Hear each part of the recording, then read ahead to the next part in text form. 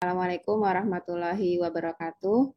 Selamat pagi menjelang siang, Bapak Ibu, rekan sejawat, Profesor dan Dokter sekalian, peserta workshop Jakarta Diabetes Meeting 2021.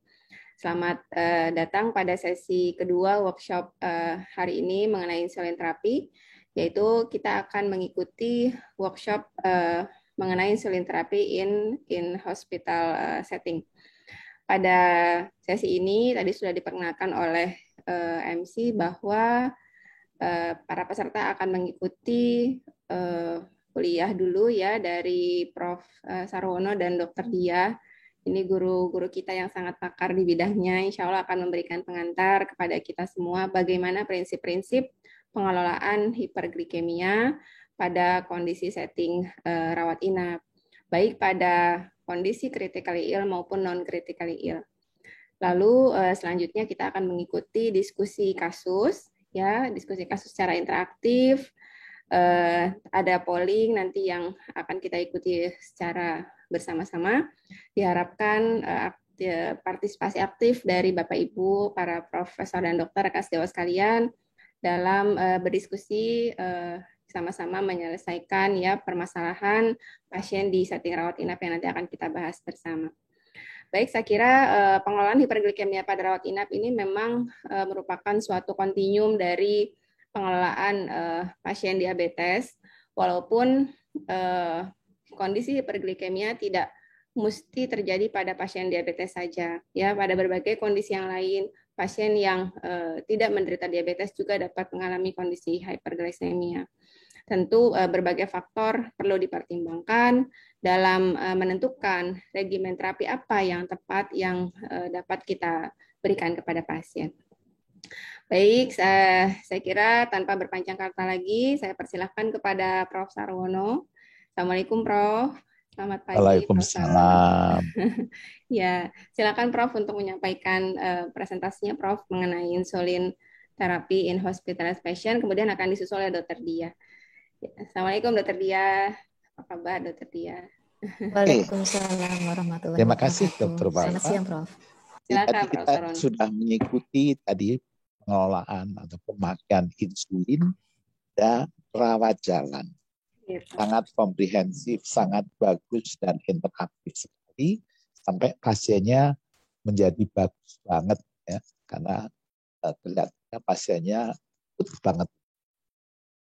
Dan biasa agak susah yang mendapat. Sekarang saya lanjutkan atau kita lanjutkan dengan pengolahan di ruangan. Ya. Agak dengan di ruangan. Ya. Di ruangan tentu harus lebih. Tadi ada pertanyaan, langsung bulus sedangkan tadi pada waktu rawat jalan, asal dulu, baru tahap dan sebagainya. Di ruangan memang ada. Oke, jadi saya mendapatkan tugas untuk insulin pada hospitalized diabetics sama-sama dengan kita tahu bahwa pasien yang dirawat itu banyak yang dengan ya, sekitar 38%, baik yang non-diabetes maupun yang baru saja diketahui. Dan yang baru diketahui justru malah biasanya hasilnya hospital stay-nya lebih tinggi, kemudian banyak ke intensive unit, kemudian pengelolaannya sama. Karena itu kita harus selalu mendiagnosis, selalu men-screen pasien, ya. Dan yang termasuk hiperglikemia tadi sudah saya katakan ada yang baru saja diabetes atau yang sudah diketahui diabetes. Ada juga yang naik tapi nanti kemudian menjadi turun lagi yang biasa kita sebut reaktif hyperglycemia. Semuanya pengolahannya sama. Dan kita tahu bahwa in-hospital mortality of newly diagnosed diabetes lebih tinggi daripada yang sudah diketahui diabetes. Kenapa sih? Kalau dirawat sebagainya tinggi, kita tahu ada stres hormon. Penyakit ada stres hormon yang menyebabkan perubahan-perubahan baik uptake baik pun dari lipid ataupun liver yang menyebabkan terjadinya glukosa dan fatty acid meningkat, yang menyebabkan terjadinya berbagai gangguan molekular, ya, berbagai gangguan molekular yang kemudian menyebabkan sepsis, multiple organ failure, death, dan perawatan yang lebih lama. Dengan diberikan insulin, maka ya akan turun sehingga berbagai hal yang tidak baik ini tadi menjadi membaik, sehingga semua perawatan dan sebagainya menjadi hasilnya lebih baik. Nah, kita tahu tadi bahwa ini high blood glucose menyebabkan peningkatan mortalitas, contohnya ini di ICU. Ya. Dan kalau kita kurangi mortalitas pada penelitian ini, mortalitas kardiovaskular menjadi berkurang dengan makin rendahnya gula yang didapat. Juga infeksi berkurang. Juga intensif insulin terapi pada critical pasien itu dapat memperbaiki survival. Kita punya data-data seperti itu. Tujuan kita dalam pengolahan inpatient adalah gula darah yang lebih baik.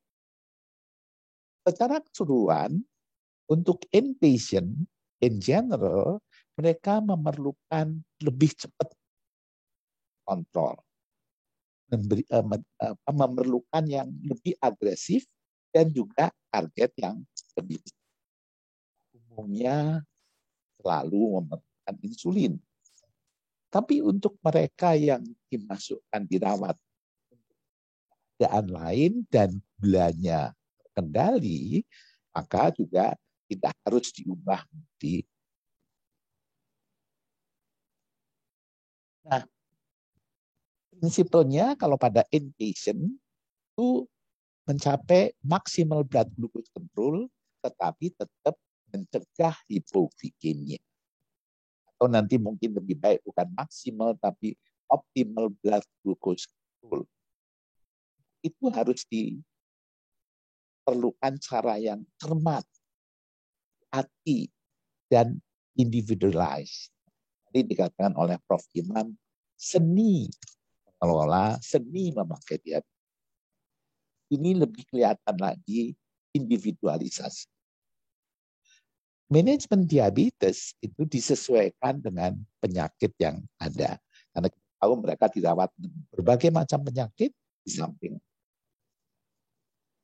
Prinsip lain, pada pasien kritis, apalagi yang metabolik dekompensasi, blood glucose target harus dicapai dengan lebih agresif dan yang lebih cepat. Nah, ada beberapa bukti bahwa menurunkan dengan baik itu hasilnya baik. Ya.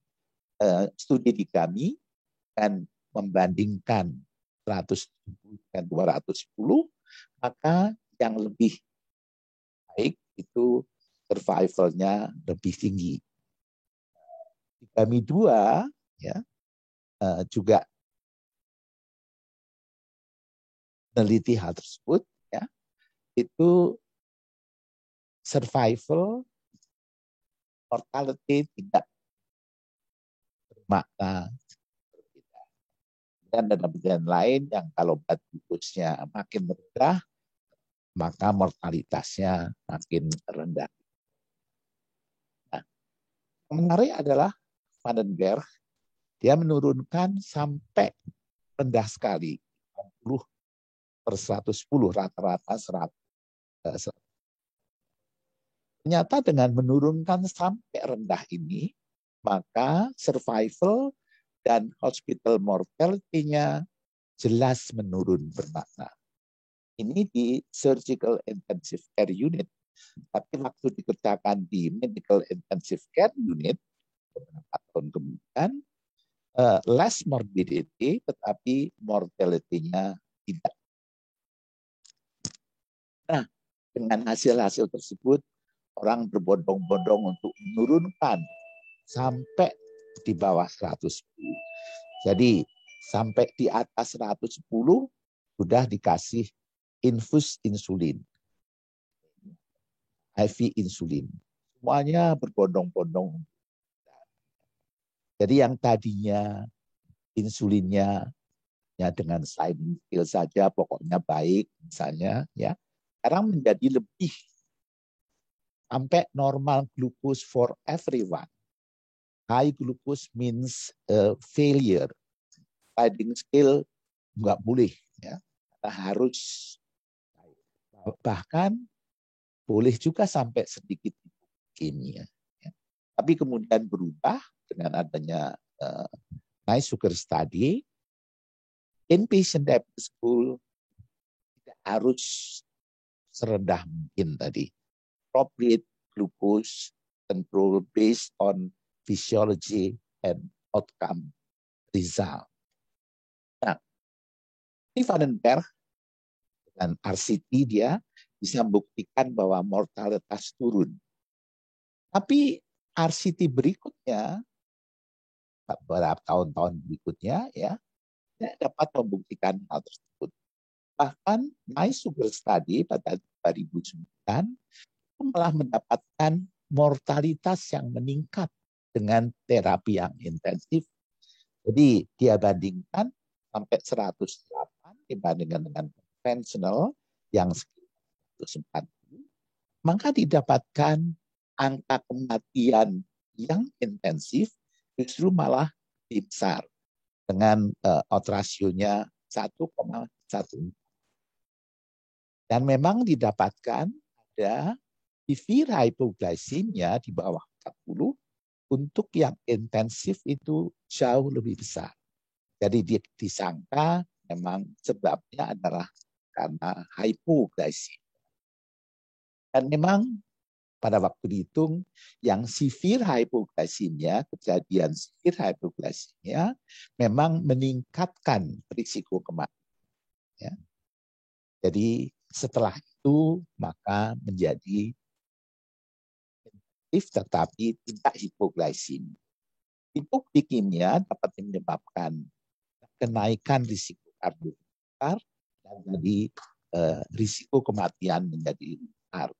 Nah, berbagai kelainan yang terjadi possible-nya karena hemodinamik, karena perubahan EKG, karena perubahan hemorologik yang semuanya menyebabkan cardiac events, cardiovascular events yang lebih tinggi. Nah, jadi kalau pada mulanya, apalagi ini American College of Endocrinology, untuk hospitalized patient harus di bawah 110 mengikuti Vandenberg. General ward juga harus di bawah 110 before meal, maksimalnya 108. Ini rendah sekali. American Diabetes Association juga waktu itu close to 110. Ini close to 90, 130. Tapi kemudian setelah ada nice sugar study agak berubah ya. Untuk critically ill surgical patient 110 yang dianjurkan, dan insulin diperlukan IV. Dan mereka masih mengatakan dekat-dekat 110. Untuk non-surgical, standarnya, targetnya insulin is needed di IV protokol. Dan blood glucose sampai 100. Untuk yang non-critically ill, as normal as possible, tapi tidak sampai.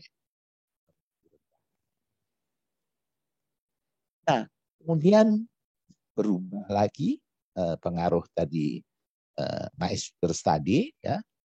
Malah kalau terlalu rendah, kematian lebih banyak. Jadi angkanya yang recommended menjadi 140, 180. Atas 180 tidak recommended. Jadi kalau di atas 140 harus di. 110 sampai 104 accept, dan kalau di bawah 110 malah tidak. Itu kan beda dengan sebelumnya harus di bawah 10.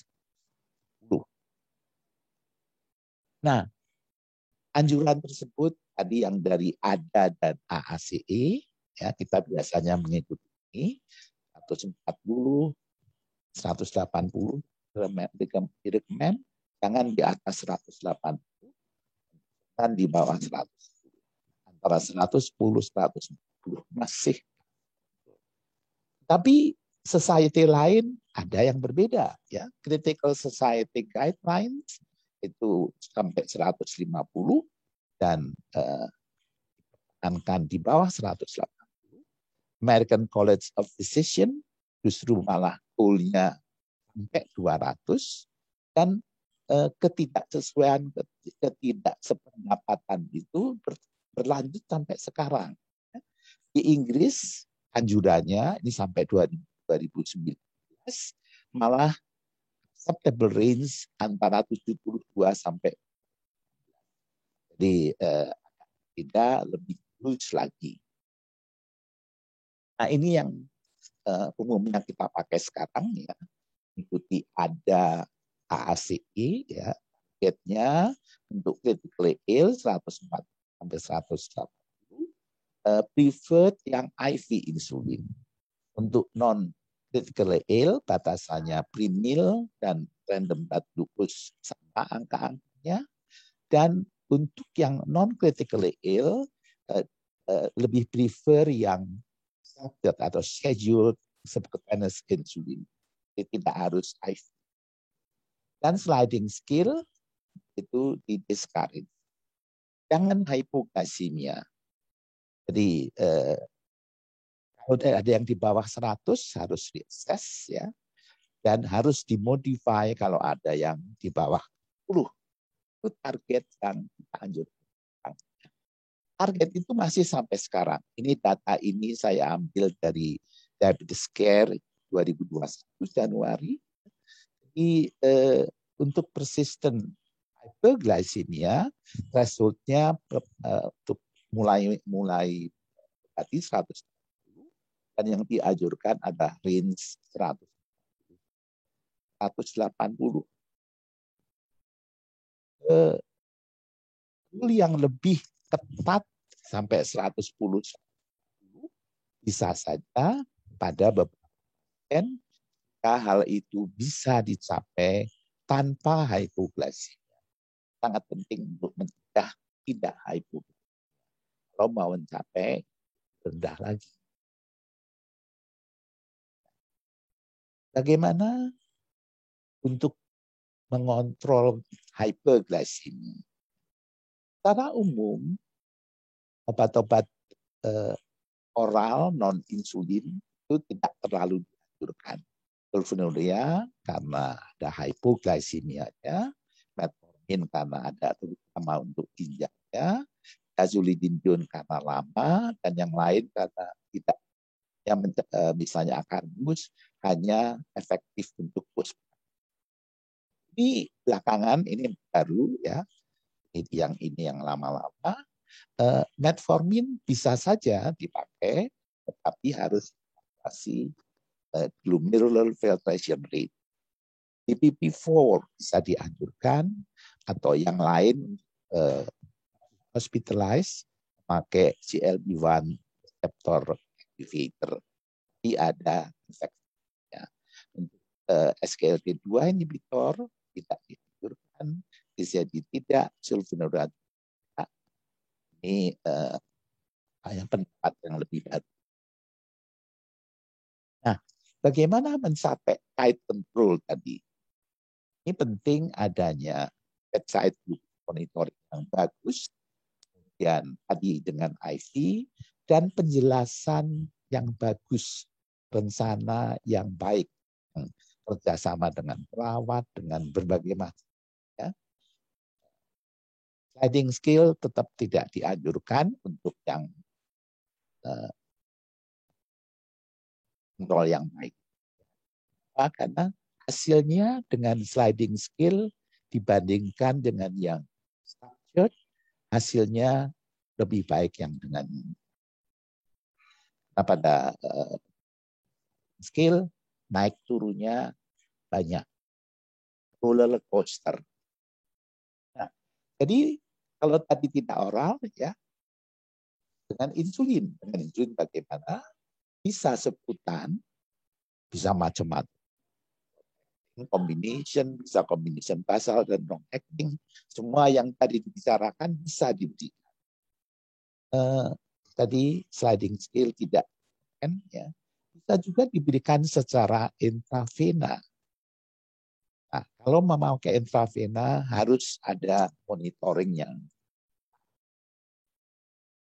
Nah, intravena ini sudah sangat terkenal banyak atau baik dipakai untuk ketoasidosis. Ya, kita punya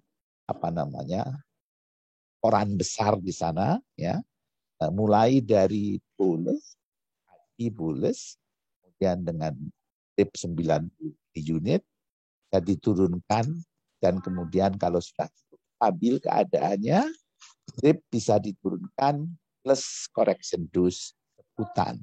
Untuk kemudian kalau sudah stabil, kemudian dilanjutkan dengan fixed dose sebutan, dan kemudian manajemen yang lebih lanjut di ruangan.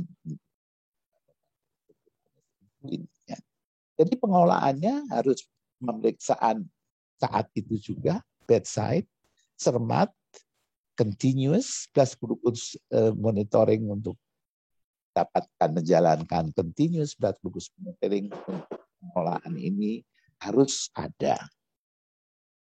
Kalau enggak hypoglycemia. Pada non KAD kita juga bisa menurunkan ya dengan IV ya, tapi tetap sama tadi. Pengelolaannya harus cermat. Kita bisa memakai drip yang lebih rendah ya. Ya, pemantauannya lebih jarang, tidak harus secermat yang IV ya. Kalau sudah cukup stabil ya, dripnya bisa diteruskan, atau kalau targetnya masih ketinggian, belum mencapai target, maka dripnya bisa diatur, dinaikkan atau diturunkan kalau gulanya di bawah 400. Jadi ini adalah model fraction dose dengan mengatur drip. Setelah stable, kemudian dengan skill, dan kemudian diteruskan di ruangan dengan insulin yang fixed dose. Nah, ini saya ambil dari diabetes care baru, beberapa prinsip. Tadi beberapa prinsip yang ya, ini adalah beberapa prinsip yang juga dikatakan di diabetes care yang paling baru, jadi masih seperti critical care, intravenous insulin infusion paling efektif. Kemudian ada berbagai keadaan, insulin bukan suatu pilihan yang baik untuk hiperglikemia yang dirawat. Tapi pada beberapa keadaan, oral juga masih bisa atau bisa capai keadaan. Di luar yang critical care unit, dosis yang fix lebih dianjurkan daripada memakai correction dose. Jadi correction dose biasanya dipakai pada keadaan belum stabil. Anjuran lain ya, basal insulin dan correction insulin regimen itu untuk yang non critically ill yang dirawat kalau intiknya kurang. Kalau intik tidak bisa kita yakinkan, maka correction dose skill masih bisa. Kemudian untuk yang sudah makanannya baik, maka dianjurkan dosis yang tidak sliding scale ya. Correction komponennya memakai correction atau meningkatkan seperti yang jadi sliding scale tidak terlalu.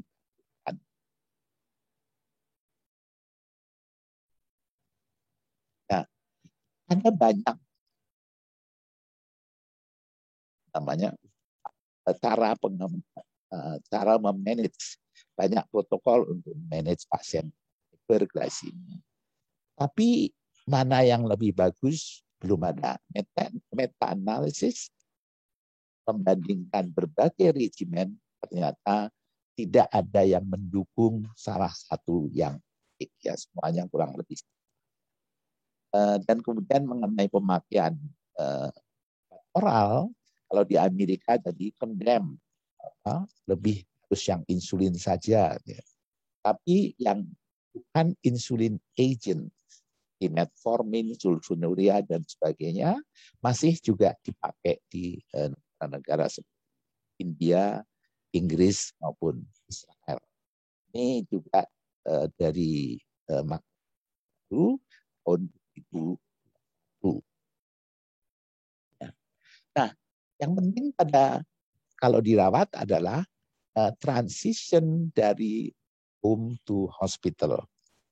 Jadi tadi prinsipnya insulin terapi adalah dianjurkan, ya. Kemudian ada keadaan akut tadi, ya, dirawat biasanya ada keadaan akut, ya. Oral hypoglycemic agent biasanya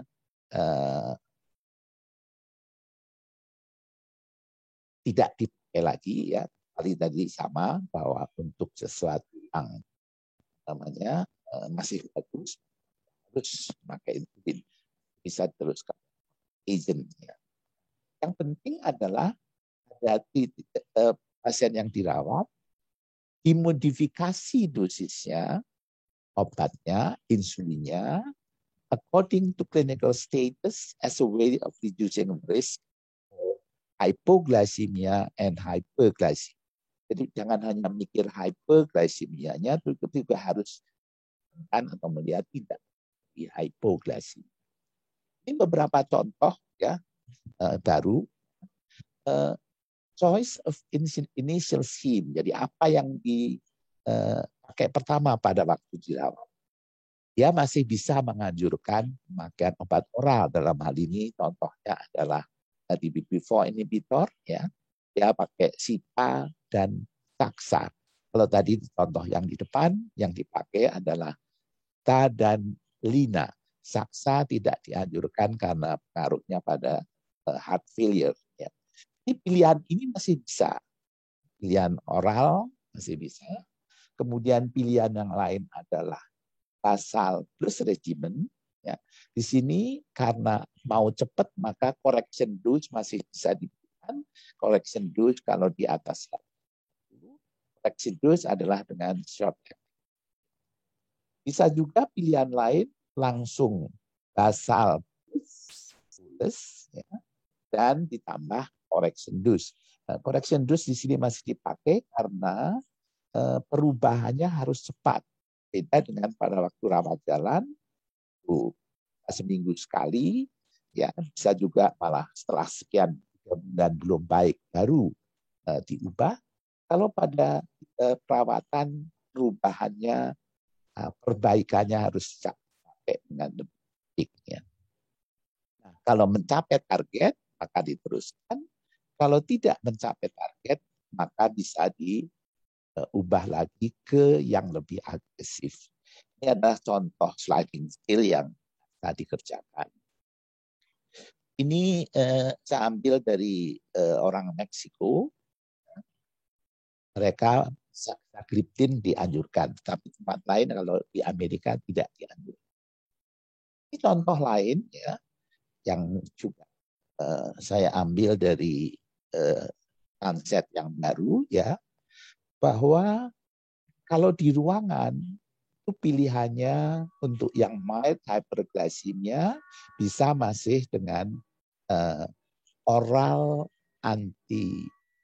hypoglycemic seperti tadi dikatakan DPP-4, atau bisa memakai basal insulin dosis rendah. Dan untuk supaya cepat tercapai, correction dose dengan peptide. Ya. Nah, kalau ini tidak tercapai, maka memakai yang lebih baik lagi, yang lebih bagus, basal insulin dengan atau tanpa correction. Ya. Kemudian ini kalau moderate hyperglycemia, sebelumnya insulinnya kurang dari 0,6% yang biasa 30 misalnya. Sedangkan kalau biasanya sudah memakai insulin yang cukup tinggi, maka langsung basal bolus regimen. Ini yang inpatient yang tidak critical ill yang tidak pada intensive care unit. Ada yang intensif, ya kita biasa bisa contohnya A ataupun yang tinggi di sini kita pakai continuous insulin, tapi kalau tidak terlalu tinggi masih juga bisa dipakai secara spontaneous. Nah, kalau sudah stabil maka diubah menjadi model-model yang dipakai pada dirawat tidak ICU. Ya. Ini contoh lain ya. Kalau yang NPO tidak makan maka menjadi memakai correction dose. Ya. Di sini kalau bisa makan ini caranya sama dengan yang tadi disebutkan ya. Kalau rendah bisa pakai oral, tapi kalau lebih tinggi mulai dengan basal insulin dan kemudian lebih tinggi lagi kombinasi basal bolus dan masih juga bisa dipakai terus untuk dapat memakai yang bagus dalam adjustnya lebih cepat ya 1-2 hari untuk mencapai target ya adjustment dari basal dan masih tadi pakai terus supaya mendapatkan lebih cepat. Nah, kemudian kapan kita memakai subcutaneous insulin type 1 atau type 2 dengan yang sebetulnya sebelumnya rawat masih keadaannya masih ini kalau type 2 diabetes yang memakai insulin tinggi juga nanti tetap memakai insulin ya. Yang penting pada transition pada waktu menyetop IV itu harus overlap dengan yang subkutan, kira-kira 1 jam begitu, karena yang short acting, yang subkutan itu harus kerja dulu baru kemudian kita stop. Nah, kemudian setelah itu kalau dipulangkan orang dipulangkan bisa dengan oral atau oral combination bisa saja. Bisa juga oral plus insulin, bisa juga insulin terapi. Tergantung pada kenapa dirawat. Kalau stresnya sudah hilang, tentu bisa dengan oral. Ya. Banyak yang harus dikerjakan, ya, harus diperhatikan supaya pasien mendapatkan perawatan yang baik atau hasil yang baik pada banyak sekali yang harus diperhatikan, harus dikerjakan.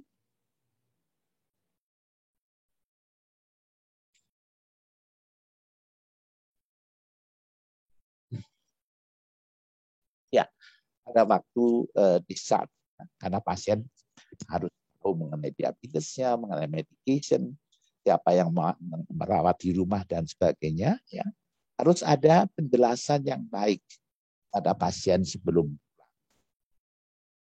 Nah, sebagai konklusi, in hospitalized patient, target harus lebih cepat dan harus lebih ketat, terutama pada pasien dengan critically ill, ya. Tapi harus tetap mencegah hypoglycemia. Targetnya adalah antara 140-180. Cara mendapatkan hasil yang baik bisa dengan insulin, bisa dengan subkutan insulin, berbagai macam insulin bisa diambil. Tapi tetap adalah individualisasi, tailored. Jadi tidak ada yang harus begini, harus begitu. Ya. Seninya lebih tinggi lagi dalam memakai atau mengobati insulin pada inpatient. Saya kira itu dari saya. Nanti berikutnya akan dilanjutkan dengan berbagai hal yang lebih praktis barangkali yang belum tercover oleh yang saya paparkan. Terima kasih. Ya, baik. Terima kasih Profesor Rono atas pengantarnya Prof mengenai manajemen hiperglikemia pada setting rawat inap. Prof sudah sampaikan bagaimana pengelolaan baik pada non-critical dan juga tadi disampaikan pada setting critically ill patient. Selanjutnya kita akan mengikuti pemaparan dari Dr. Dia. Memang pada kesempatan ini tadi seperti disampaikan Prof, Dr. Dia akan menyampaikan yang lebih praktikal ya Dok, terutama bagaimana pada kondisi critically ill patient Dr. Dia. Mungkin bila ada yang ditambahkan terkait dengan practicality issue pada setting non critically ill juga dipersilakan Dr. Dia. Silakan Dr. Dia.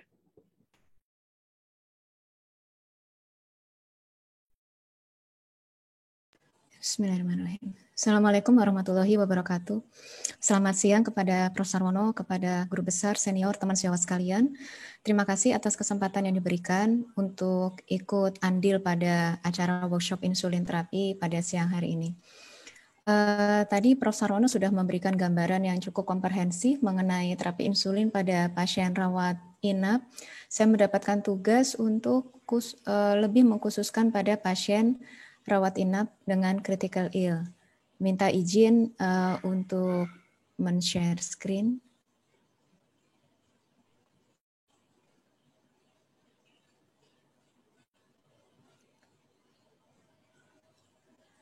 Ya, jadi sedikit mengulang mengenai proses hiperglikemi pada pasien dengan critical ill.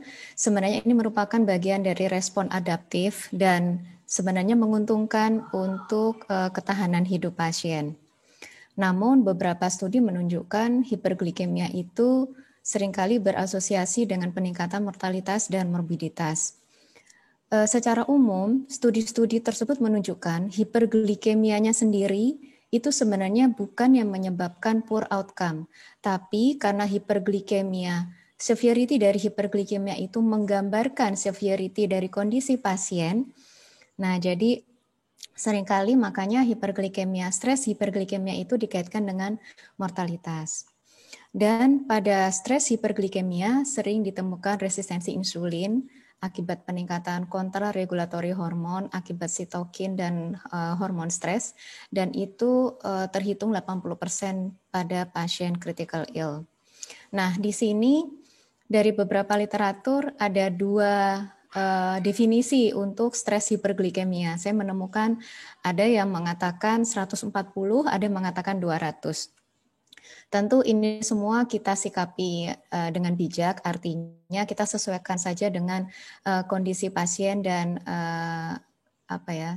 resource atau sumber daya di rumah sakit yang ada. Dan syaratnya adalah pasien tersebut tidak pernah terdiagnosis diabetes sebelumnya atau tidak pernah mengalami HbA1c lebih sama dengan 6,5. Nah, prevalensinya ya sangat beragam karena tadi itu untuk cut off-nya saja berbeda-beda gitu ya dari beberapa studi dan metode pemeriksaannya juga berbeda-beda. Ada yang melaporkan sekitar 20%, namun juga ada studi yang melaporkan sebanyak 60% stres hiperglikemia ini.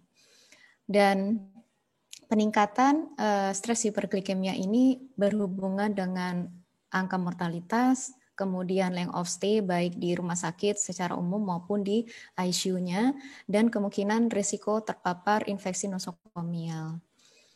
Namun ternyata beberapa studi menunjukkan ada pengaruh hiperglikemia kronik dan hiperglikemia akut terhadap kejadian atau peningkatan mortalitas. Dan ini hasilnya masih kontroversial. Dikatakan bahwa kalau memang pasien itu sudah kronik hyperglycemia, ternyata stres hiperglikemia ini tidak berkaitan dengan mortalitas. Namun tergantung dengan kondisinya juga. Apabila itu terjadi pada pasien sepsis, laporannya meskipun dia ada riwayat diabetes atau kronik hiperglikemia, ternyata stres hiperglikemia itu berkaitan dengan mortalitas. Jadi mungkin karena perbedaan karakteristik pasien yang dilaporkan sehingga hasilnya tidak konsisten. Ini tadi juga sudah sempat dijelaskan oleh Profesor Wono mengenai mekanisme bagaimana terjadi stres hiperglikemia.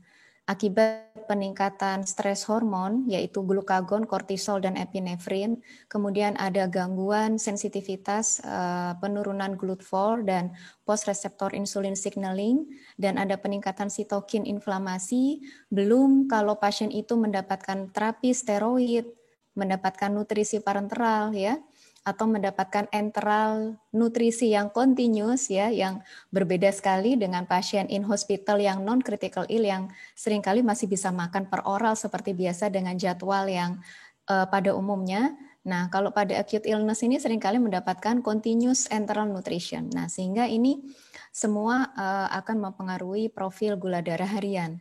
Ditambah pasien-pasien ini memang seringkali imobilisasi. Nah, ini semua akan menyebabkan peningkatan glikoneogenesis, peningkatan lipolisis, penurunan uptake glukosa di perifer, dan penurunan pembentukan glikogen di muscles, dan ini semua menyebabkan stres hiperglikemia. Beberapa literatur menunjukkan bahwa stres hiperglikemia itu melalui beberapa mekanisme seperti penurunan fungsi imun, penurunan wound healing, peningkatan stres oksidatif, kemudian disfungsi endotel dan faktor inflamasi sehingga akan mempengaruhi mortalitas, length of stay, dan nosocomial infection. Nah, selain itu pada critical ill patient itu seringkali kita lebih menemukan glukosa itu lebih variabel dibandingkan dengan pasien yang non-critical ill dan bisa makan seperti biasa.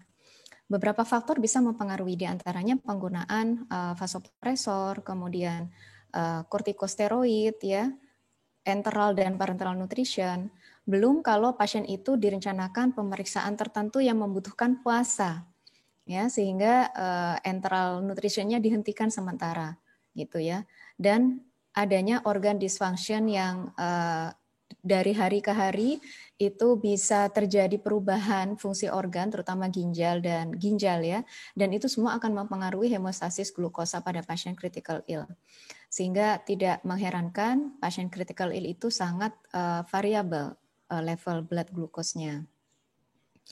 Nah, tadi juga Prof. Sarwono selalu mengingatkan mengenai hipoglikemia. Betul. Jadi untuk pasien critical ill pun kita jangan hanya memikirkan takut hiperglikemia. Karena ternyata hipoglikemia juga cukup meningkat pada pasien critical ill, dan ini jelas dari studi meningkatkan mortalitas. Ya, kalau tadi stres hiperglikemia masih kontroversial terkait dengan mortalitas dipengaruhi oleh kronik dan akut hiperglikemia. Nah, kalau ini udah jelas mau dia stres hiperglikemia atau memang dia pasien diabetes yang mengalami peningkatan glukosa karena stres metabolik, semuanya apabila mengalami hipoglikemia pasti meningkatkan mortalitas. Nah, di sini ada studi yang menunjukkan bahwa semakin rendah gula darah pada pasien selama perawatan, ini adalah yang single episode, yang kolom di tengah, dan yang di kolom paling kanan ini kalau hipoglikeminya lebih dari 1 episode.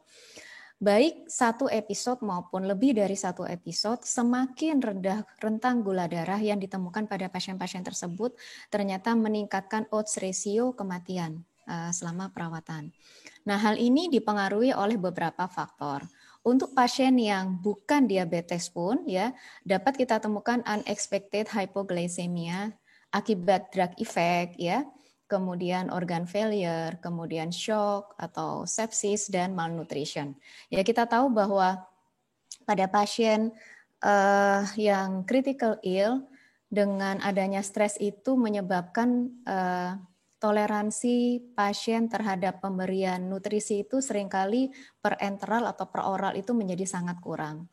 Ya, dan ini sangat meningkatkan risiko pajanan pasien terhadap kekurangan kalori pada perawatan awal-awal di setting critical ill.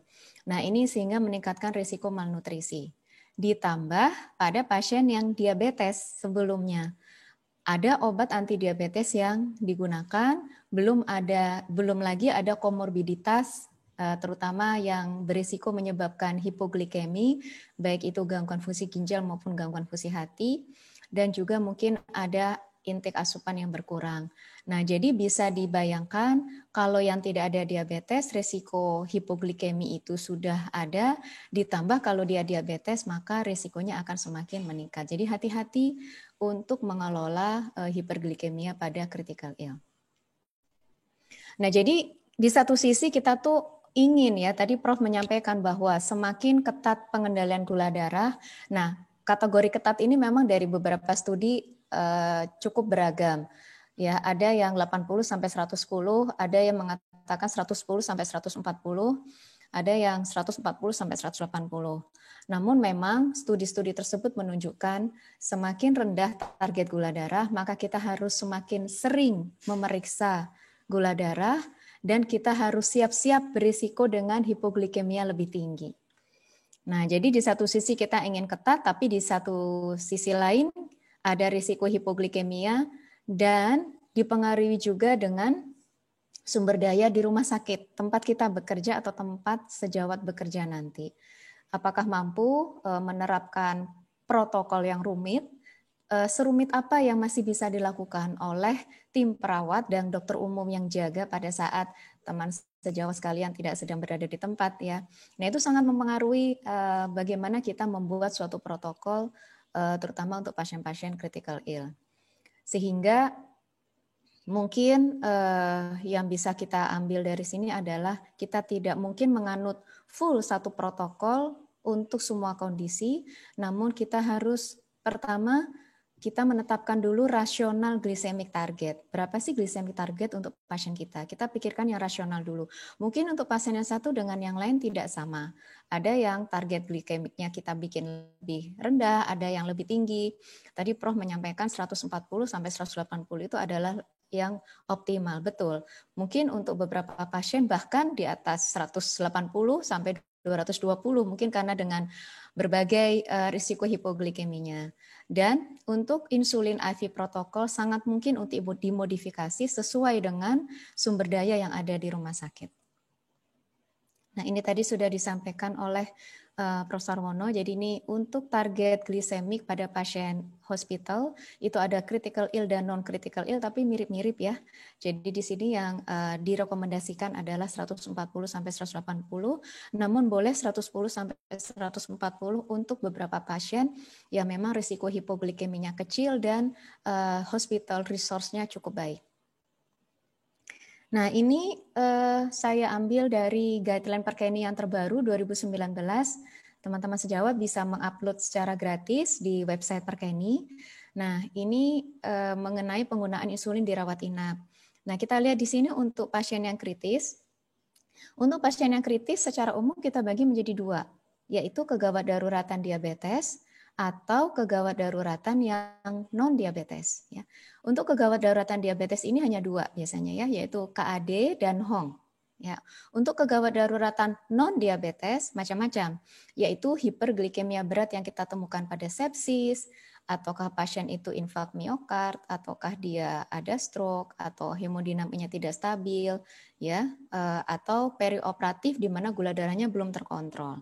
Nah, kita lihat di sini, berdasarkan konsensus Perkeni, insulin IV kontinu yang murni, ya, yang tidak dikombinasi dengan subkutan, itu sebaiknya memang diterapkan hanya untuk kegawat daruratan diabetes saja, ya, karena memang rumit insulin IV kontinu itu.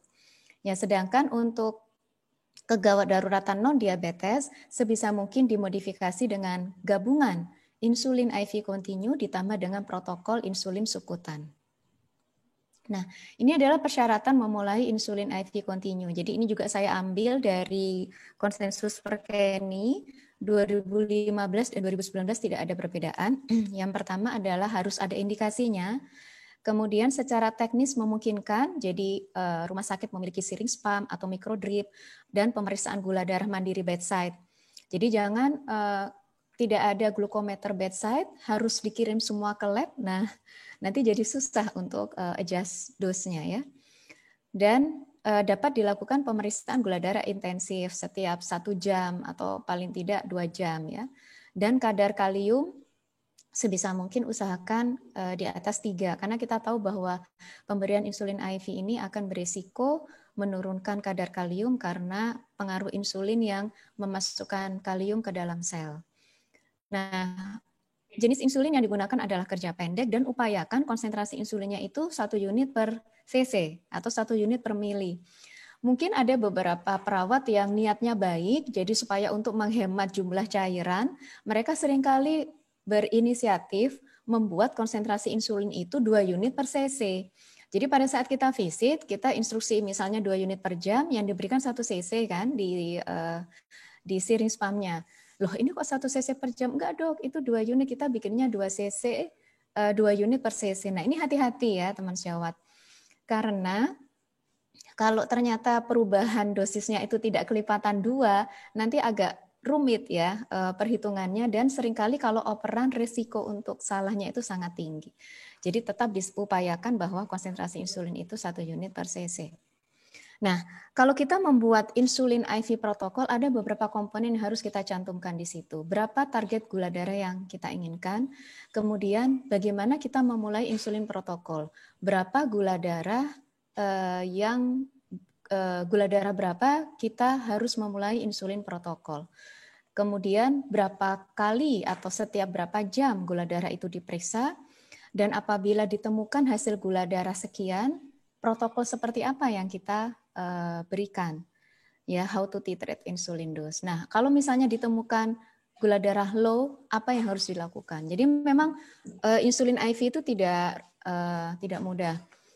Protokol di luar negeri agak susah kita terapkan, sehingga saya tidak tampilkan sama sekali protokol di luar negeri di sini, karena mereka sangat agresif, dan yang melakukan adjustment insulin IV protokol di ICU itu adalah perawat yang sudah tertraining dengan sangat baik, ya.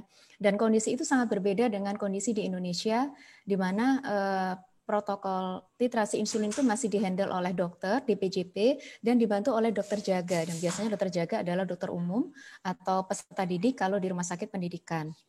Jadi sehingga agak sulit menerapkan protokol dari luar negeri. Ini saya hanya berikan contoh protokol insulin yang mungkin bisa kita terapkan ya dengan modifikasi. Kita tetapkan dulu targetnya. Nah, kemudian kita tentukan ya bahwa kita memulai terapi insulin apabila misalnya gula darah di atas 200 atau 250 mungkin baru kita drip pada pemeriksaan lebih atau sama dengan 2 kali gula darah. Jadi jangan gula darah 1 kali tinggi langsung di drip gitu ya. Itu tidak sesuai. Tapi kalau dia lebih dari minimal 2 kali pemeriksaan dia tetap tinggi, nah itu kita mulai drip. Nah, kita juga berikan acuan, kalau misalnya gula darahnya diperiksa itu rentangnya sekian, kita startnya berapa. Ini sengaja nggak saya kasih angka karena ini sangat berbeda untuk pasien. Bisa saja kita start drip kalau gula darah malah 250. Atau kita start drip kalau gula darah 200. Jarang sih kita start drip kalau gula darah 150 ya. Kalau di luar negeri 80 pun di start drip gitu ya. Jadi memang makanya saya tidak tampilkan di sini karena sangat berbeda kondisinya. Nah, ini kita ambil contohnya, cara penulisannya supaya lebih mudah untuk dipahami. Nah, kemudian kita tuliskan, kita harus perawat harus memeriksa gula darah setiap berapa jam. Misalnya anggap aja 1 jam.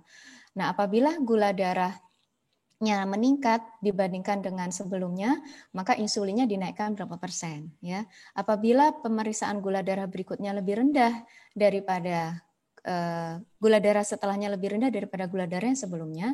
Nah, ini kita juga bagi, ini mirip dengan protokol Perkeni 2019, tapi mungkin kalau Perkeni itu lebih indah dilihat karena dia buat dalam bentuk tabel algoritma. Jadi kalau ini misalnya dibikin dalam algoritma mungkin lebih mudah dipahami. Jadi kalau penurunan gula darah itu masih di bawah 50 mg, mungkin kita tidak ubah dripnya, tapi kalau dia penurunannya sudah di atas 50 mg per desiliter tapi kurang dari 100, kita turunkan sekian persen. Nah, jadi rumit ya kalau kita melihat ini. Jadi betul-betul harus kalau kita menggunakan insulin IV yang pure seperti ini tuh harus betul-betul sumber daya perawat terutama yang menjalankan cukup baik. Nah, kita juga harus sampaikan kalau blood glucose-nya low gimana. Nah, low ini kan macam-macam ya, ada yang di bawah 80, ada yang di bawah 100. Tapi intinya kalau blood glucose itu sudah di bawah 100, kita harus memeriksa gula darah setiap 1 jam. Jadi misalnya kita sudah agak longgar nih periksa gula darahnya tiap 2 jam atau tiap 4 jam. Maka kalau dia low, kita harus periksa tiap jam lagi sampai gula darah itu stabil di atas 100 pada 2 kali pemeriksaan. Jadi komponen terapi insulin protokol itu harus mencakup ini semua. Nah, ini di salah satu literatur dicantumkan indikasi pemberian continuous insulin IV ya. Di sini dikatakan potensial. Nah, jadi kita harus hati-hati nih untuk melihat potensial ini. Potensial ini berarti nggak harus ya. Mungkin sesuai kondisi, kecuali diabetes ketoasidosis, iyalah diabetes ketoasidosis, HONG ya. Nah, kemudian critical care illness ya, critical care illness, post cardiac surgery prolong. Nah, untuk melahirkan ini ya tidak harus di pasien-pasien ibu hamil yang dengan diabetes yang melahirkan yang nggak harus pakai insulin IV semua ya. Mungkin nanti ini tidak kita bahas gitu ya karena memang topiknya cukup lebar. Makanya di sini dikatakan potensial, jadi kita harus lihat kasus per kasus. Kemudian apabila pasien dengan hiperglikemia yang tidak terkontrol saat mendapatkan steroid high dose. Sudah kita coba dengan basal bolus atau bolus, kita titrasi dengan dosis koreksi 2-3 hari nggak turun-turun, hiperglikemia berat terus, maka kita bisa change atau ubah ke insulin IV continuous. Kemudian perioperatif, kemudian post organ transplantation, baik itu liver atau kidney, biasanya karena memang mereka mendapatkan high dose steroid 3 hari pertama, yang kemudian dititrasi turun pada hari yang berikutnya. Dan juga pasien-pasien yang mendapatkan total parenteral nutrition yang mengalami hiperglikemia severe. Jadi jangan dibalik ya teman-teman bahwa semua pasien diabetes dengan total parenteral nutrisi harus di drip. Tidak, ya lihat dulu kalau dengan total parenteral nutrition gula darahnya masih aman-aman aja, yang ngapain di drip gitu ya. Jadi harus cukup bijak untuk melihat indikasi-indikasi ini. Jadi untuk di luar DKA dan HONG, biasanya drip IV itu dilakukan bila terjadi kondisi ini ditambah hiperglikemianya yang berat. Nah, ini protokol DKA pada guideline Perkeni 2019, teman-teman bisa melihat. Di sini pun Perkeni tidak menuliskan secara detail insulin IV protokolnya di protokol itu ya, dituliskannya terpisah. Nanti saya tampilkan juga. Seperti yang tadi saya contohkan. Disampaikan di sini mengenai terapi cairan, kapan memulai terapi insulin ya, kemudian bagaimana mengatasi kelainan elektrolit dan asam basa. Nah, di sini kita bisa lihat bahwa protokol KAD awal-awal itu cukup intensif.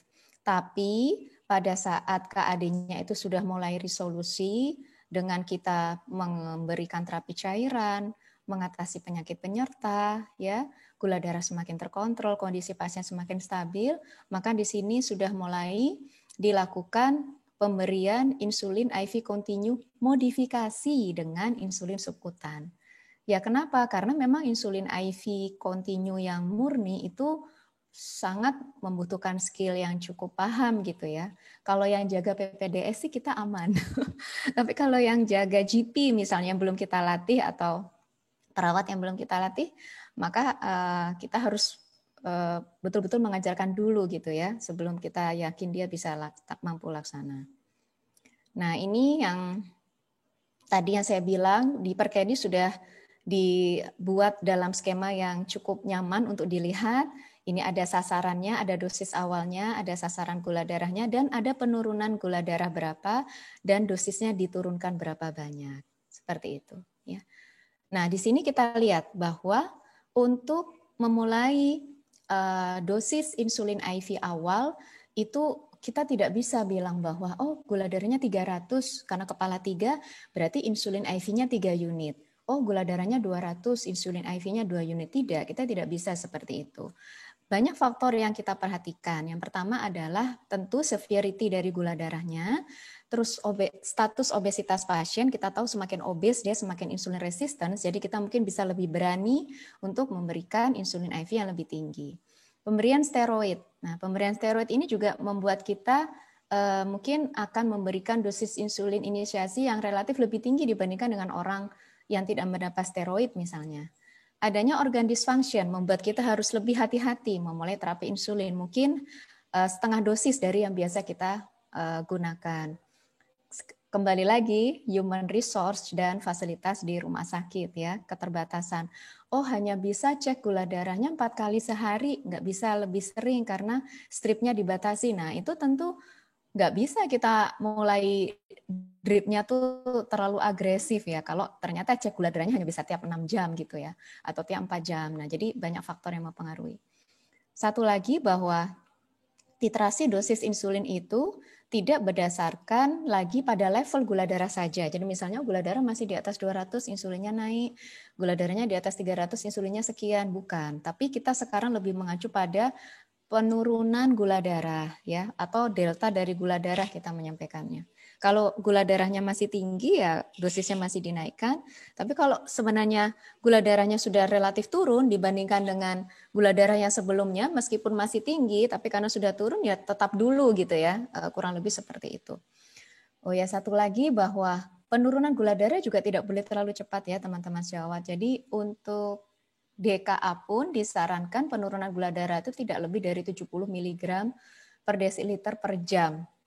Ini semua dalam rangka untuk menjaga supaya osmolaritas darah itu tidak berubah secara cepat. Nah, jadi kalau kita bicara mengenai insulin IV, ada 2 jenis ya besar. Yang pertama memang insulin IV yang murni kita naik turunkan dosis, atau yang dikombinasikan dengan subkutan. Beberapa literatur memang menyarankan kalau bisa yang insulin IV naik turun itu udahlah untuk yang hiperglikemia emergensi aja. Ini juga yang dianut oleh Parkayani ya, untuk DKA sama Hong. Nah, kalau sudah teratasi atau dia hiperglikemia berat pada kondisi-kondisi yang bukan Hong atau DKA, mungkin ada baiknya diberikan insulin IV kombinasi dengan SC saja yang pelaksanaannya itu lebih mudah untuk dilakukan oleh tim jaga, baik itu dokter umum maupun perawat. Nah, ini tadi yang saya sempat singgung mengenai insulin intravena yang dikombinasi dengan subkutan. Biasanya pada pasien yang nggak diabetes emergensi dan pasien yang mendapatkan nutrisi enteral itu monitoring glukosa darahnya itu disesuaikan ya. Jadi kita harus melihat kalau dapat diet via NGT misalnya ya, jam berapa aja dia dapat. Terus pemberiannya seperti apa? Bolus atau dia continuous kecil-kecil. Nah, atau berapa jumlah kalorinya yang diberikan dan tolerabilitas pasien. Ya, jadi ini saya berikan keterangan ya. Schedule-nya bisa tiap 4 atau 6 jam, metosnya continuous atau bolus ya. Ada juga yang baru diberikan clear fluid, tapi ada juga yang kalau kondisinya semakin stabil, sudah mau dipindah ruang rawat biasa, biasanya kalorinya bisa lebih tinggi. Dan juga gastric fluid production. Harus kita lihat, jadi kita naik-naikin diet, tapi ternyata residu NGT-nya cukup banyak, nah itu kita harus hati-hati. Nah, untuk blood glucose monitoring, untuk pasien yang tidak diberikan diet enteral atau oral dan atau murni mendapatkan TPM ya, pada kondisi insulin intravena yang kita kombinasi dengan subkutan, kita bisa periksa gula darah tiap 4 atau 6 jam. Nah, sedangkan yang mendapatkan enteral ya tentu disesuaikan dengan yang tadi saya jelaskan. Nah, ini untuk monitor gula darahnya bisa setiap 4 atau 6 jam untuk yang dikombinasi dengan subkutan, atau yang dia murni intravena biasanya setiap 1 atau 2 jam. Hati-hati pada pasien critical ill itu seringkali pemeriksaan gula darah dengan kapiler itu memang agak naik turun, kadang-kadang tidak sesuai dengan kita harapkan. Jadi kita mesti harus bijak. Van den Berg menyarankan kita itu melakukan titrasi berdasarkan 2 hasil gula darah. Jadi nggak agresif yang aman gitu ya. Mungkin itu mengantisipasi sedikit fluktuasinya pemeriksaan gula darah pada pasien-pasien ini karena memang ada gangguan perfusi perifer yang mempengaruhi akurasi pemeriksaan gula darah. Nah, ini mungkin tidak saya bahas secara detail. Ini mungkin mengenai pemberian nutrisi pada critical ill patient ya, bahwa pemberian parenteral itu berisiko lebih tinggi mengalami hiperglikemia dibandingkan dengan enteral. Nah, ada beberapa pertanyaan yang terkait kita kasih dosisnya tuh mulai berapa sih? Ya mungkin perhitungan ini bisa membantu ya berdasarkan jumlah karbohidrat dari nutrition yang kita berikan. Dikatakan di situ bahwa insulin requirement itu basal insulin ditambah dengan 2 atau 3 unit per hour per 25 gram karbohidrat. Tapi tentu ini semua harus disesuaikan dengan risiko hipoglikemia pasien. Dikatakan insulin bisa dicampurkan di nutrisi IV-nya atau dipisah. Tapi di sini karena agak rumit ya kalau kita gabungkan, jadi tetap kita menyarankan dia dipisah antara insulin IV dengan nutrisi intravenanya. Ini tadi sudah sempat saya singgung mengenai pemberian continuous tube feeding, jadi misalnya pemberian diet clear fluid 30 cc per jam gitu ya, selama 3 jam, kemudian berhenti sejam, kemudian mulai lagi. Itu seringkali diberikan pada pasien-pasien dengan critical ill, dan kalau kondisinya semakin stabil maka diubah ke bolus 90 cc setiap 4 jam seperti itu ya. Dan itu semua akan sangat mempengaruhi pemberian terapi insulin. Kalau dia start clear fluidnya itu masih dosis kecil dan kalorinya masih kecil, kalau gula darahnya masih relatif aman, mungkin kita cukup memberikan dosis koreksi dengan short acting.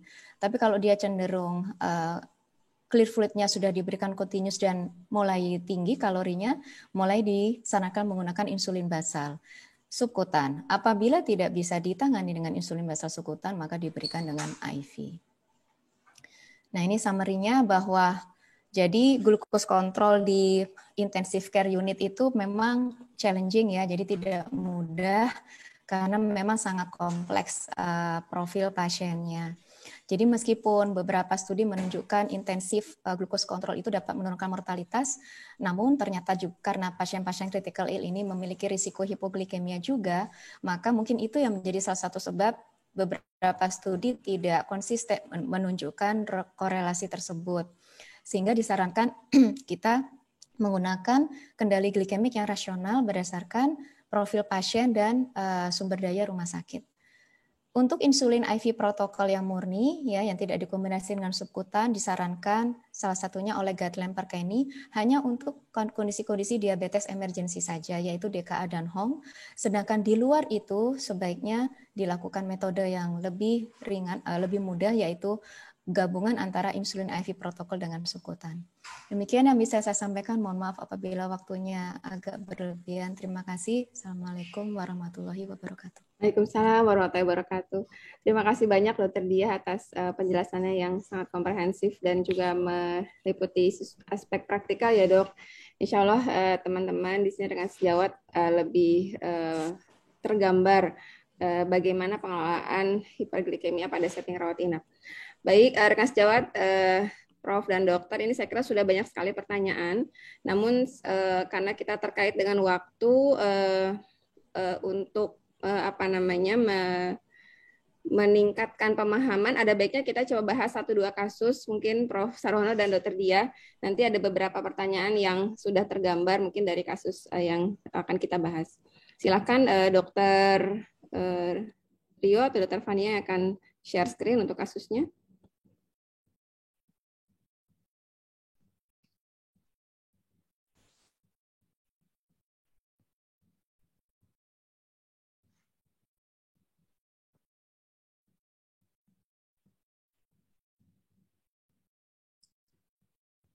Ya, silakan ya.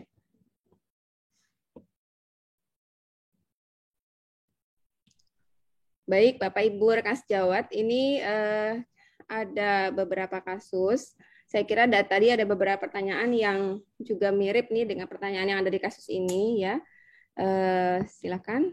Jadi case pertama ini adalah mengenai settingnya lebih ke non-critically ill. Silakan slide. Slide, Dok. Jadi ini ada seorang laki-laki 58 tahun dengan pneumonia, ya, sesak nafas sejak 2 hari, kemudian pasien dengan diagnosis diabetes mellitus tipe 2 sejak 1 tahun yang lalu.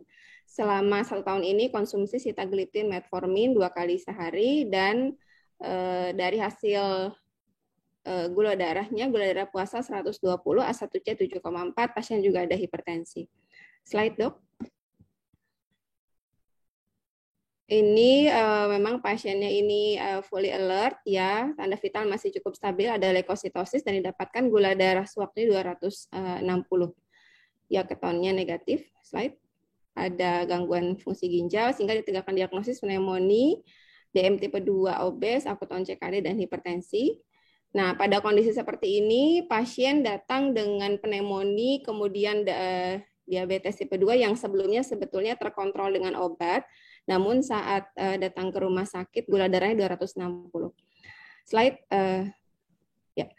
Bagaimana pengelolaan pada pasien ini ya? Apakah memang kita perlu dapat melanjutkan saja OAD-nya atau stop metforminnya, sitagliptina dilanjutkan, stop metformin, start insulin, sitagliptin dilanjutkan, atau stop seluruh OAD dan kita berikan insulin pada pasien. Silakan Bapak Ibu dapat vote pilihan jawabannya. Ya. Baik, masih berkembang ini Dokter Prof. Sarono dan Dokter Dia. Sejauh ini memang 49% memilih stop seluruh OAD dan start insulin, sedangkan 37% ini memilih start insulin, namun sitagliptinnya masih dilanjutkan. Mungkin mohon masukan dari Prof. Sarwono, silakan Prof. Ya, oke. Jadi pemilihan yang terbanyak adalah OAD-nya di stop nih Prof. Ya, OAD-nya di stop sama sekali dan insulin saja. Ya. Iya. Jadi sebagian juga memakai tadi sitagliptin ya di PP4 inhibitor masih. Jadi tentu bergantung pada keadaan pasien secara keseluruhan. Kalau masih cukup baik, ya, kita saja makan masih baik, apa masih baik semua, keadaannya pneumonia tidak terlalu baik. Maka pilihan yang tadi tetap diteruskan sitagliptin, kemudian ditambah insulin juga merupakan pilihan yang metformin di stop karena tadi ada akinya, ada ginjalnya cukup baik. Ya. Jadi baik pilihan insulin saja atau kemudian yang kedua adalah DPP-4 ini plus insulin, dua-duanya bisa dikerjakan. Ya. Silakan Dokter ya. Dokter Dia mungkin ada tambahan, Dok. Silakan Dok. Belum ada Dok, Prof. Jadi saya setuju dengan Prof. Sarwono. Untuk metformin bisa di stop. Jadi yang C itu masih bisa dipilih selama tidak ada kontraindikasi pemberian DPP-4 inhibitor. Jadi dikombinasikan dengan insulin. Terima kasih, Prof. Baik, terima kasih Dokter Dia. Prof. Sarwono ini menjawab juga pertanyaan dari Dokter Fauzan ya. Dokter Fauzan terkait dengan setting non-critically ill, apakah OAD yang sebelumnya dikonsumsi dapat diteruskan atau memang dapat dikombinasi dengan pemberian insulin. Silakan untuk slide berikutnya, Panitia. Nah, kemudian pada perawatan memang akhirnya pasien ini diberikan insulin sliding scale, Prof. Sarwono dan Dr. Dia. Karena memang asupan makannya ini masih belum baik awalnya, Prof. Dok. Ini gula darahnya cukup tinggi, pasien mendapatkan insulin prandial sesuai dengan protokol. Slide. Nah, ketika slide. Baik. Nah, bila memang ini pada hari kedua perawatan, asupan makan ini sudah mulai baik pada pasien ini, bagaimana sikap kita untuk terapi berikutnya? Apakah akan memberikan peradian insulin, jadi memberikan fix dose untuk peradian insulin dan tetap diberikan correctional dose, atau kita berikan fix dose saja, jawaban yang B, atau kita lanjutkan nih sliding scale-nya 1-2 hari lagi, atau kita berikan basal dan sliding scale prandial insulin. Silahkan. Ya, cukup bervariasi jawabannya. Yang terbanyak Prof dan Dokter memang memberikan basal dan memberikan sliding scale prandial insulin. Ada juga yang menjawab memberikan fixed dose prandial insulin dan correctional dose. Mungkin tanggapannya Prof. Sarwono, silakan Prof. Oke. Ini yang terbanyak adalah memakai basal dan sliding scale prandial insulin, ya, correction dose prandial insulin. Ya. Ini sesuai dengan guideline, pasang insulin basal saja. Tapi bisa saja yang prandial insulin yang pertama ya, saat prandial insulin plus correctional dose.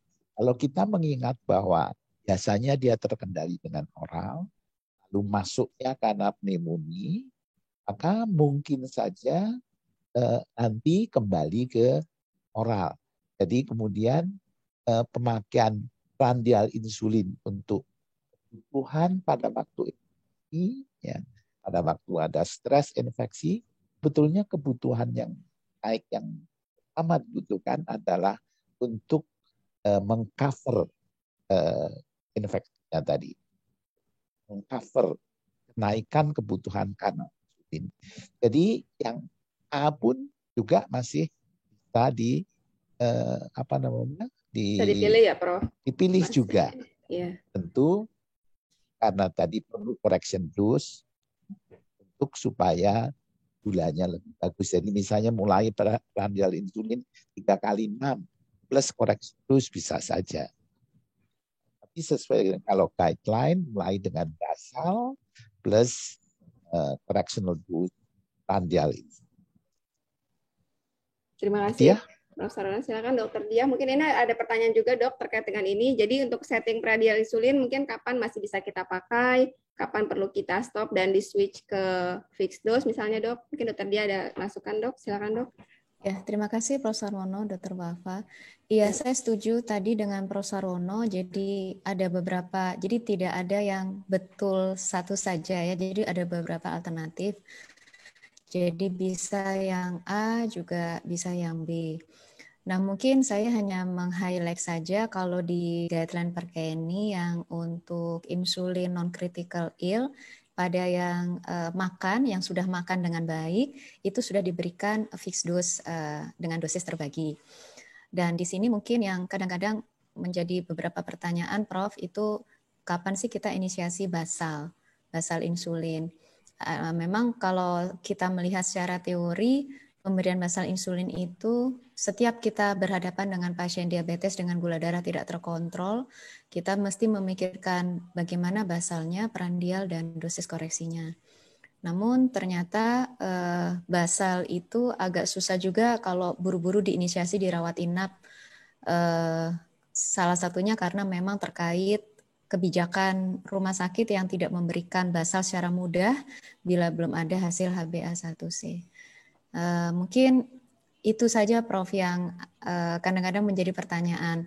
Apakah kita dari awal langsung memberikan basal bolus ataukah kita prandial terlebih dahulu? Kalau Perkeni prandial terlebih dahulu, Prof. Demikian, Prof. Oke, jadi kalau tadi pilihan kalau untuk kebutuhan kan memang prandialnya saja yang short actingnya yang dibutuhkan. Ya memang yang sering tuh orang langsung ke basal prandial seperti yang tadi dianjurkan sebagai contoh untuk memakai insulin mesti basal dulu seperti yang di luar. Saya sendiri memang mulai dengan fixed dose prandial insulin. Kalau mau fixed dose plus correctional dose. Baik, Prof. Jadi memang ada pertimbangan ya, Prof. dan dokter untuk masing-masingnya. Saya kira memang target gula darah yang lebih cepat tentu akan lebih baik, begitu ya, Prof. Dok, untuk pasien. Slide, silakan, Dokter Fania. Ya, ini terkait dengan transition nih, Prof. Dan dokter. Silakan dokter-dokter sekalian. Tadi setelah disampaikan Prof. Sarwono terkait dengan transitional care, pasiennya akan menjalani rawat jalan pada perawatan hari ke-6. Terakhir, pasien mendapatkan prandial insulin 3 kali 5 unit nih. Nah, gula darahnya cukup baik, 114, 157, 145. Kira-kira seperti apa terapi untuk pasien berikutnya? Apakah kita kembalikan ke terapi OAD sebelum pasien rawat inap? Ataukah dilanjutkan prandial insulin? Apakah kita berikan basal insulin dan OAD? Atau kita berikan OAD saja dan sitagliptinnya diubah menjadi dapagliflozin? Nah, ini lebih lanjut lagi nih ya, Prof. dan dokter. Dan memang Jawabannya sebagian besar menjawab basal insulin, Prof. dan Dr. Dia. Basal insulin 6 unit ditambah metformin. Yang kedua adalah stop insulin dikembalikan lagi ke OAD. Mungkin Prof. ada arahan Prof. seperti apa sebaiknya nih Prof. untuk transitional care ini Prof. Silakan Prof. Yang banyak yang memakai basal insulin. Betul Prof. Basal dan nggak tahu metformin, alasannya kenapa, tapi kita lihat waktu dirawatnya karena pneumonia. Itu sudah baik, pneumonia hilang. Maka pilihan pertama mestinya adalah perhatikan kembali ke dosis yang obat yang sebelumnya, ya, home treatment. Itu barangkali lebih enak karena toh dia biasanya juga baik dengan hal tersebut dengan ASAT-nya 7,4 ya. Nah, kalau mau ya, baik lagi, barangkali tadi insulinnya bisa diberikan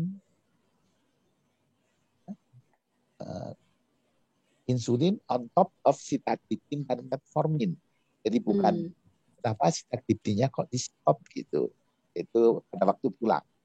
Jadi saya lebih cenderung kombinasi yang biasa, dan kalau tidak yakin bahwa sudah lebih baik ya, kita ditambahkan dengan basal insulin plus pita dan metformin. Jadi prinsip kembali ke yang biasa. Ya, kalau yang prandial barangkali tidak terlalu pilihan. Karena orang sakit tentu tidak terlalu ingin memakai insulin dalam hal, apalagi mengingat ya biasanya sudah cukup terkendali dengan obat hormon. Pilihan yang DAPA nggak tahu kenapa kok DAPA gitu ya, saya nggak tahu ini anunya. Kalau saya mungkin kalau bisa kembali ke yang sebelumnya ya bagus ya, tapi kalau kira-kira tidak bisa maka tambahannya adalah insulin saja. Baik, terima kasih Prof.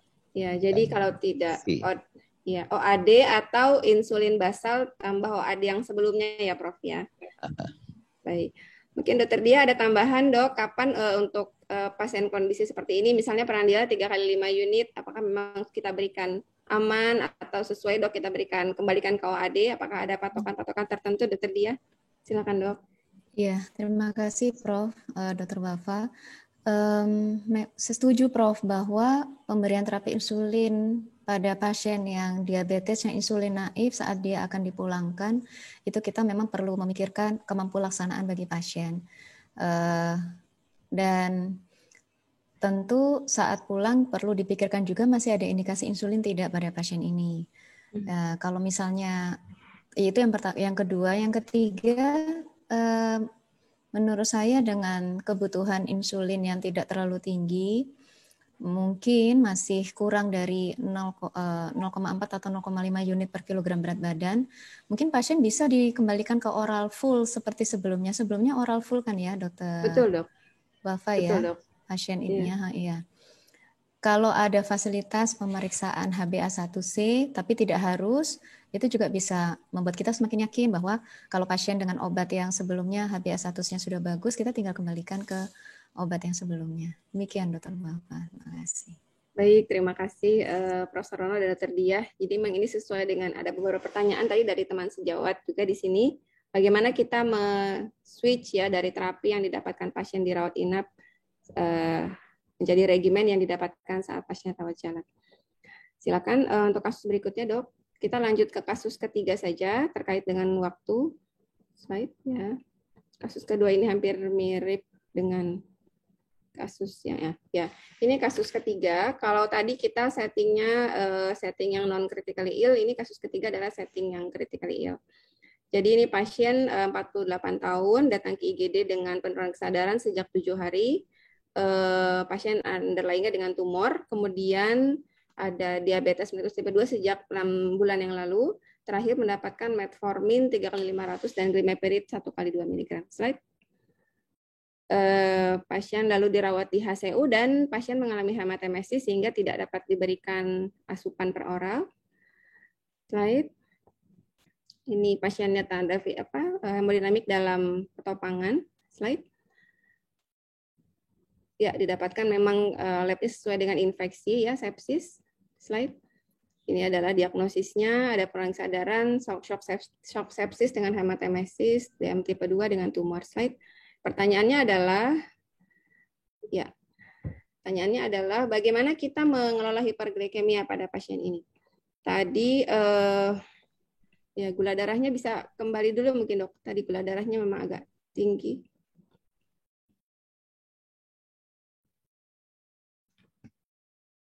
Ya, satu lagi. Ya, di sini dia dapat dilihat. Satu lagi, dok. Ke depan, dok. Bagian laboratorium. Next. Ya, ini gula darahnya dapat dilihat. Ya, 246 ya. Sehingga pertanyaannya, apakah kita start insulin ya pada pasien ini, nothing per oral ya. Apakah kita start insulin dengan sliding scale, lalu bagaimana kita memeriksa gula darahnya ya, apakah setiap 8 jam ya. Kemudian yang kedua kita start insulin sliding scale dulu, jadi tidak diberikan insulin IV atau langsung diberikan insulin Randia. Jawabannya ini yang paling banyak, Prof. Sarono dan Dr. Diah memberikan insulin IV dan sliding scale. Jadi memang pasien ini karena tadi nothing per oral, kemudian ada hipernatremia juga, diberikan infusnya dextrose 5% seperempat NS, Prof. 500 per 8 jam. Demikian mungkin Prof. Sarono ada masukan, Prof, untuk terapi yang sesuai seperti apa, Prof? Ya, ini kalau saya cocok dengan yang pendapat yang sama ini ya. Di start insulin IV, ya. Plus kemudian correction dose sliding. Ya, pemulaan dosis insulin IV-nya rasanya tidak harus dengan dosis tinggi, tapi mulai dengan dosis yang drip yang tidak terlalu tinggi, 1 atau 2 unit per jam. Saya kira itu pendapat saya. Ini NPO soalnya. Baik, Prof. Jadi kita mulai dosisnya tidak terlalu tinggi ya, Prof.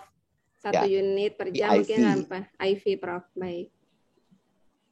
Dokter Diah mungkin ada tambahan, Dok? Silakan, Dok. Saya setuju dengan Prof. Sarwono. Ini sesuai dengan yang tadi di slide yang sempat saya presentasikan bahwa untuk pasien-pasien dengan hiperglikemia tapi tidak masuk dalam kegawat daratan diabetes, sebaiknya kita lebih menyederhanakan protokolnya dengan mengkombinasikan insulin IV dengan pemberian sukutan. Demikian, Prof. Makasih. Terima kasih, Dokter Diah. Mungkin untuk targetnya seperti apa ya, Dok? Baiknya untuk pasien seperti ini, Dok. Ada beberapa pertanyaan dari teman sejawat di sini. Target gula darah, Dok, pada pasien yang diberikan insulin IV. Coba kita lihat ke list masalah pasien. Boleh baik dulu, Dokter Fania. Ya. Jadi pasien memang sudah diketahui ada kemungkinan sih ada tumor ya. Betul, Dok. Yang sudah bermeta ke intrakranial dan orbita. Belum tadi, saya lupa tadi usia berapa ya, Dok? Maaf. 48 tahun, Dok. 48 tahun. Dengan ada komorbid CA, kemudian pasien juga kebetulan sedang NPO. Kita tahu kalau NPO cuma dapat D5/4 NS, kalorinya kecil sekali, jadi ada risiko hiponya itu ada malnutrisi, kemudian malnutrisi secara pemberian dietnya belum ada kuat, kemudian juga dia underweight, dan kemudian dia ada keganasan. Keganasan itu biasanya juga salah satu risiko hipoglikemia karena utilisasi glukosa yang cukup tinggi dari si sel tumornya. Jadi dengan kondisi seperti ini saya cenderung untuk targetnya tidak ketat, Prof, Dok, lebih longgar untuk pasien ini. Kalau misalnya di optimal itu 140 sampai 180 ya mungkin saya akan longgarkan sampai 200 pun masih kurang dari 200 pun masih tidak apa-apa. Terima kasih. Baik, terima kasih Prof. Sarono dan Dr. Diah. Memang ini sebetulnya masih cukup banyak, Dok, pertanyaan. Tapi saya kira semoga dengan ilustrasi 2 kasus ini, teman-teman bisa mendapatkan gambaran bagaimana kita menentukan regimen terapi dan target terapi ya untuk pasien pada kondisi non-critical ill dan critical ill. Izin Prof. dan Dr. Diah, karena terkait dengan waktu, saya kira saya harus mengakhiri sesi siang hari ini. Terima kasih banyak teman-teman sekalian. Mohon maaf ini ada cukup banyak pertanyaan juga yang belum terjawab. Semoga kita bisa bertemu di lain kesempatan. Terima kasih Prof. Sarono dan Dr. Dia serta rekan-rekan sejawat sekalian. Mohon maaf atas segala kekurangan. Assalamualaikum warahmatullahi wabarakatuh. Selamat siang.